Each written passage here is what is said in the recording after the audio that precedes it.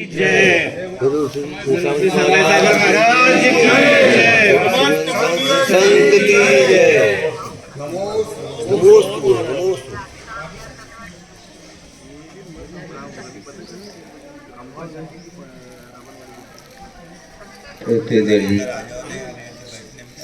प्रतिदिन देव गुरु शास्त्र की आराधना हम लोग करते हैं और आराधना करते समय जो भावों में उज्ज्वलता आती है वो भावों के माध्यम से आती है। इसको ध्यान में रखना चाहिए क्योंकि अभी शब्दों के माध्यम से ही भाव तक पहुंचने की चेष्टा अपन कर रहे हैं, किंतु जैसे ही शब्दों के आधार से बोलना जब बंद करते हैं उस समय आपका उपयोग किधर जाता है, जबकि शब्दों के आलम्बन लिए बिना भी ज्ञान के माध्यम से भी वस्तु तत्व का पदार्थ का चिंतन मनन आदि किया जाता है। क्योंकि भावन तक पहुँचने के लिए बहुत सारे साधन हैं, जिसमें धर्म श्रवण भी एक साधन माना जाता है। जनबिंब का दर्शन करते हैं, उसके माध्यम से भी भावों में पवित्रता आती है। इसलिए विभिन्न प्रकार के साधन हैं अपने परिणामों को पवित्र बनाने के लिए। इसलिए परिणामों को पवित्र बनाना जो चाहता है वही व्यक्ति उन साधनों का सदुपयोग कर पाता है।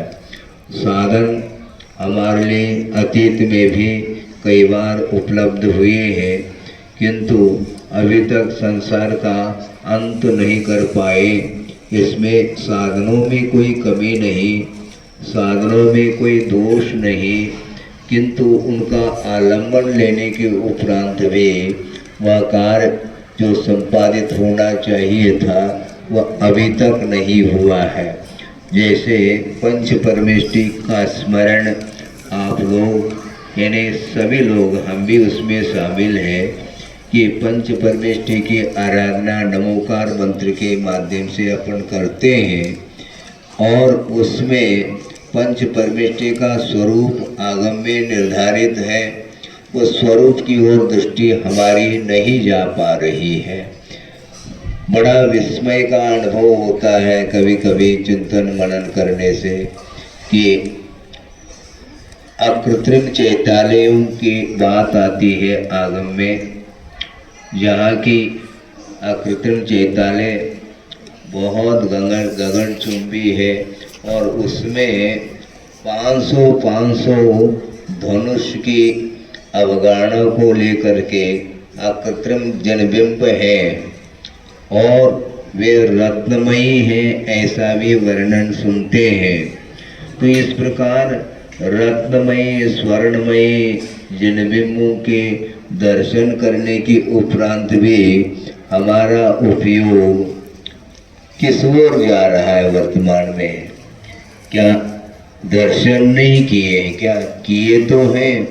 दर्शन करने के उपरांत जो परिणाम उत्पन्न होते हैं वो कुछ क्षण के लिए उत्पन्न हो करके और पुनः समाप्त हो जाते हैं। समाप्त क्यों होते हैं यह प्रश्न उठता है, क्योंकि वह द्रव्य नहीं है, इसलिए वह परिणाम है। और आत्मगत जो परिणाम है वे लहर की भांति हुआ करती है। सरोवर में लहरें उत्पन्न होती हैं और मिटती चली जाती हैं। उन लहरों को आप पकड़ना चाहो और लहरें पकड़ में नहीं आती हैं और उत्पन्न होना और विलीन होना उसका वह स्वभाव माना जाता है, जबकि वह सरोवर हमेशा विद्यमान रहता है। उसी प्रकार जीव तो हमेशा अविनश्वर रहता है, किंतु परिणाम उसके भीतर भिन्न भिन्न साधनों का आलम्बन जब लेते हैं वो परिणाम उत्पन्न होते हैं। इसलिए उन साधनों का आलम्बन हमें हमेशा लेना चाहिए। शब्दों का तो हम आलम्बन लेते हैं, जैसे कि आप लोग बार बार निवेदन करते हैं कि महाराज आशीर्वचन, तो आशीर्वचन का अर्थ क्या? आशीर्वाद में भी तो उतना ही लाभ मिलता है। आशीर्वाद का महत्व है क्या? नहीं, महत्व तो है महाराज। तो क्यों लगाते हैं महाराज? आशीर्वाद तो आप देते रहते हैं, किंतु शब्दों का भी बहुत बड़ा चमत्कार होता है। उसके माध्यम से अपने परिणामों में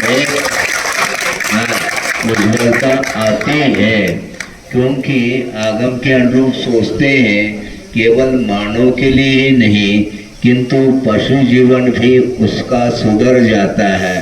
कुछ ऐसे पशु पक्षी हैं जो हमेशा वो मूक होते हैं, बोलते नहीं, हम लोगों के साथ उनकी वार्ता नहीं होती, किंतु परस्पर में उनकी भी कोई बोली होती है, उनका व्यवहार उनका चलता रहता है, किंतु धर्म श्रवण के माध्यम से उनका भी कल्याण होता है। तो कल्याण करने वाला चाहिए। थोड़े बहुत भी शब्द आगमिक जो है शब्द मिलते हैं, उनके माध्यम से आस्था के माध्यम से विकास होता है। इसलिए श्रद्धान को बहुत महत्व दिया गया है। श्रद्धान के अभाव में ज्ञान तो बना रहता है, किंतु उस ज्ञान के माध्यम से कल्याण नहीं होता। आस्था के माध्यम से, श्रद्धान के माध्यम से अथवा विश्वास के माध्यम से ही कर्म सिद्धांत की ओर दृष्टि जाती है, और पाप और पुण्य के बारे में विशेष ज्ञान प्राप्त जब होता है, उस समय हमारे परिणाम जो पापमय होते हैं वे पतन के लिए कारण हैं, और पुण्यात्मक जो परिणाम होते हैं, पवित्र परिणाम, उनके माध्यम से ही आत्मोन्नति होती है। इस प्रकार का ज्ञान आगम के माध्यम से और गुरुओं के उपदेश आदि के माध्यम से प्राप्त होता है।